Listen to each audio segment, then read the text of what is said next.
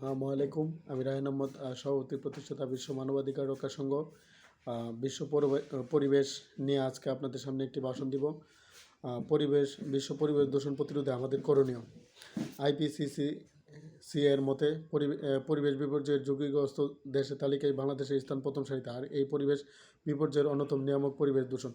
পরিবেশ দূষিত হয়ে প্রাকৃতিক ও মনুষ্যগঠিত উভয় কারণে মানুষের সৃষ্টি যন্ত্রসভ্যতার গোড়াপত্তন থেকে চলছে প্রাকৃতিক পরিবেশের উপর মানুষের নির্মম কুঠারাঘাত। ফলে প্রকৃতির ভারসাম্য নষ্ট হচ্ছে। আমাদের কারণেই পরিবেশ বিষাক্ত হচ্ছে, আর নিজেদের ও ভবিষ্যৎ প্রজন্মকে ঠেলে দিচ্ছি এক নিঃশব্দ বিষক্রিয়ার মধ্যে। ফলে পরিবেশের মারাত্মক অবনতি ঘটছে, যা আমাদের জীবনের জন্য হুমকি স্বরূপ।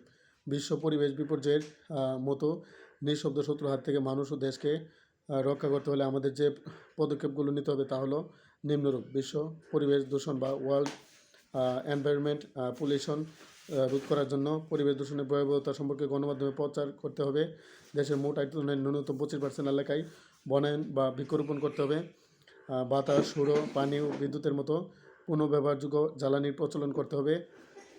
বন ধ্বংস, ভূমিক্ষয় রোধ করতে হবে। শিল্প কারখানার বর্জ্য পরিশোধনের ব্যবস্থা করতে হবে। কৃষিক্ষেত্রে রাসায়নিক সার ব্যবহার কমিয়ে আনতে হবে। কীটনাশকের ব্যবহার কমিয়ে পরিবেশ সম্মত কৃষি ব্যবস্থা প্রণয়ন করতে হবে। শিল্প কারখানা আবাসিক এলাকা থেকে দূরে স্থাপন করতে হবে। শিল্প ও রাসায়নিক শিল্প কারখানার জন্য আলাদা স্থান নির্বাচন করতে হবে। শিল্প ও যানবাহনে ত্রুটিপূর্ণ যন্ত্রাংশ ব্যবহার বন্ধ করতে হবে। এছাড়াও জনসংখ্যা বৃদ্ধির হার কমিয়ে শিক্ষার হার বাড়াতে হবে, যাতে জনসচেতনতা বৃদ্ধি পায়।